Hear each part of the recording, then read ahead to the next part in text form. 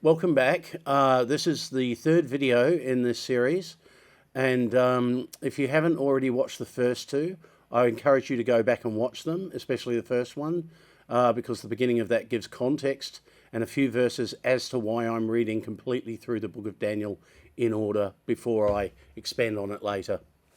Okay, let's get into it.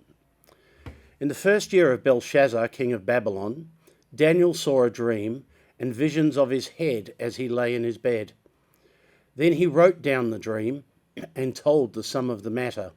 Daniel declared, I saw in my vision of the night, and behold, the four winds of heaven were stirring up the great sea, and four great beasts came up out of the sea, different from one another.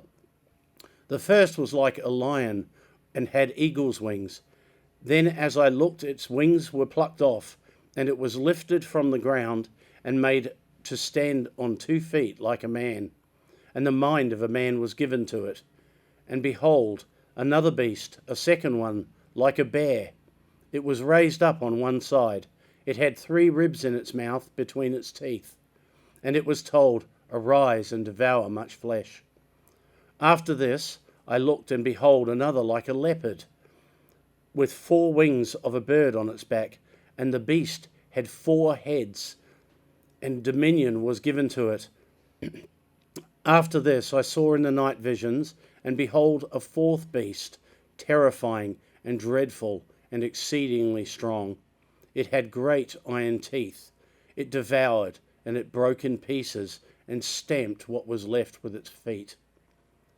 It was different from all the beasts that were before it, and it had 10 horns. I considered the horns, and behold, there came up among them another horn, a little one, before which 3 of the first horns were plucked up by the roots. And behold, in this horns were eyes like the eyes of a man, and a mouth speaking great things. As I looked, thrones were placed, and the Ancient of Days took his seat. His clothing was white as snow, and the hair of his head like pure wool. His throne was fiery flames, its wheels were burning fire. A stream of fire issued and came out from before him. 1,000,000 served him, and 10,000 times 10,000 stood before him. The court sat in judgment, and the books were opened. I looked then because of the sound of the great words that the horn was speaking, and as I looked, the beast was killed, and its body destroyed, and was given over to be burned with fire. As for the rest of the beasts, their dominion was taken away, but their lives were prolonged for a season and a time. I saw in the night visions, and behold, with the clouds of heaven there came one like a son of man. He came to the Ancient of Days, and was presented before him. And to him was given dominion, and glory, and a kingdom, that all peoples, nations, and languages should serve him. His dominion is an everlasting dominion, which shall not pass away, and his kingdom is one that shall not be destroyed. As for me, my spirit within me was anxious, and the visions of my head alarmed me. I approached one of those who stood there and asked him the truth concerning all this.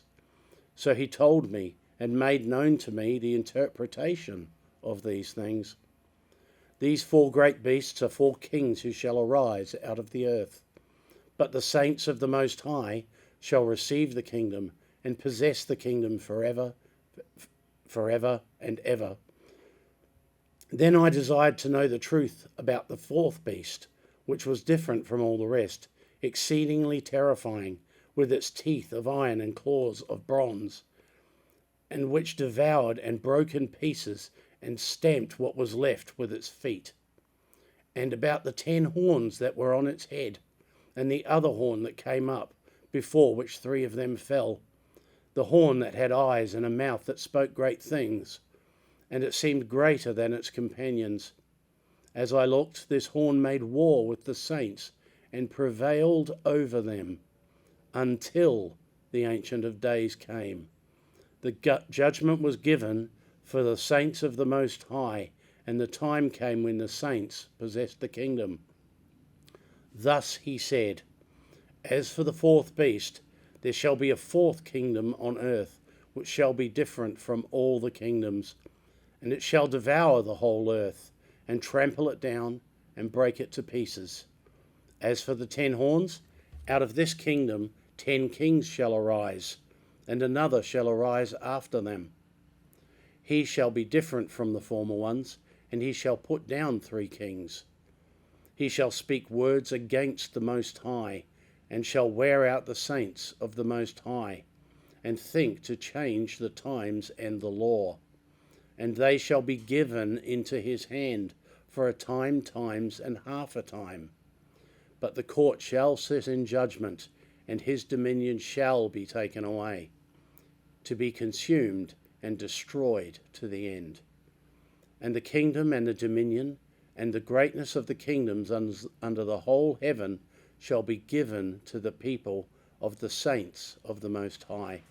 His kingdom shall be an everlasting kingdom, and all dominions shall serve and obey him. Here is the end of the matter. As for me, Daniel, my thoughts greatly alarmed me, and my colour changed, but I kept the matter in my heart. In the 3rd year of the reign of King Belshazzar, a vision appeared to me, Daniel, after that which appeared to me at the first. And I saw in the vision, and when I saw, I was in the Susa citadel, which is in the province of Elam, and I saw in the vision, and I was at the Ulai canal. I raised my eyes and saw, and behold, a ram standing on the bank of the canal. It had 2 horns, and both horns were high, but one was higher than the other. And the higher one came up last. I saw the ram charging westward and northward and southward, and no beast could stand before him. And there was no one who could rescue from his power. He did as he pleased, and he became great. As I was considering, behold, a male goat came from the west across the face of the whole earth, without touching the ground. And the goat had a conspicuous horn between its eyes. He came to the ram with the 2 horns, which I had seen standing on the bank of the canal, and he ran at him in his powerful wrath. I saw him come close to the ram, and he was enraged against him, and struck the ram, and broke his 2 horns. And the ram had no power to stand before him, but he cast him to the ground, and trampled on him. And there was no one who could rescue the ram from his power. Then the goat became exceedingly great. But when he was strong, the great horn was broken, and instead of it there came up 4 conspicuous horns toward the 4 winds of heaven. Out of one of them came a little horn, which grew exceedingly great towards the south, towards the east, and toward the glorious land. It grew great, even to the host of heaven. And some of the host, and some of the stars, it threw to the ground, and trampled on them. It became great, even as great as the prince of the host. And the regular burnt offering was taken away from him, and the place of his sanctuary was overthrown. And a host will be given over to it together with the regular burnt offering because of transgression. And it will throw to the ground, and it will act and prosper. Then I heard a holy one speaking, and another holy one said to the one who spoke, "For how long is the vision concerning the regular burnt offering, the transgression that makes desolate, and the giving over of the sanctuary and host to be trampled underfoot?" And he said to me, "For 2,300 evenings and mornings, then the sanctuary shall be restored to its rightful state." When I, Daniel, had seen the vision, I sought to understand it, and behold, there stood before me one having the appearance of a man. And I heard a man's voice between the banks of the Ulai, and it called, "Gabriel, make this man understand the vision." So he came near where I stood, and when he came, I was frightened, and fell on my face. But he said to me, "Understand, O Son of Man, that the vision is for the time of the end. And when he had spoken to me, I fell into a deep sleep, with my face to the ground. But when he touched me and made me stand up, he said, Behold, I will make known to you what shall be at the latter end of the indignation, for it refers to the appointed time of the end. As for the ram that you saw with the two horns, these are the kings of Media and Persia, and the goat is the king of Greece. And the great horn between his eyes is the first king. As for the horn that was broken, in place of these four, others arose. 4 kingdoms shall arise from this nation, but not with his power. And at the latter end of the kingdom, when the transgressors have reached their limit, a king of bold-faced, one who understands riddles, shall arise. His power shall be great, but not by his own power, and he shall cause fearful destruction, and shall succeed in what he does, and destroy mighty men and the people who are the saints. By his cunning he shall make deceit prosper under his hand, and in his own mind he shall become great. Without warning he shall destroy many, and he shall even rise up against the Prince of Princes, and he shall be broken, but by no human hand. The vision of the evenings and the mornings that has been told is true, but seal up the vision, for it refers to many days from now.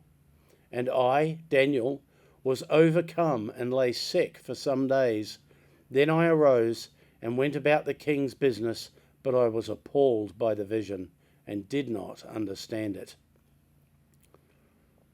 In the first year of Darius, the son of Ahasuerus, by descent a Mede, who was made king over the realm of the Chaldeans, in the first year of his reign, I, Daniel, perceived in the books the number of years that, according to the word of the Lord to Jeremiah the prophet, must pass before the end of the desolations of Jerusalem, namely 70 years.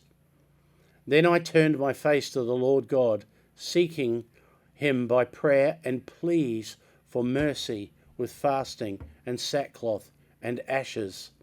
I prayed to the Lord my God and made confession, saying, O Lord, the great and awesome God who keeps covenant and steadfast love with those who love him and keep his commandments, we have sinned and done wrong and acted wickedly and rebelled, turning aside from your commandments and rules.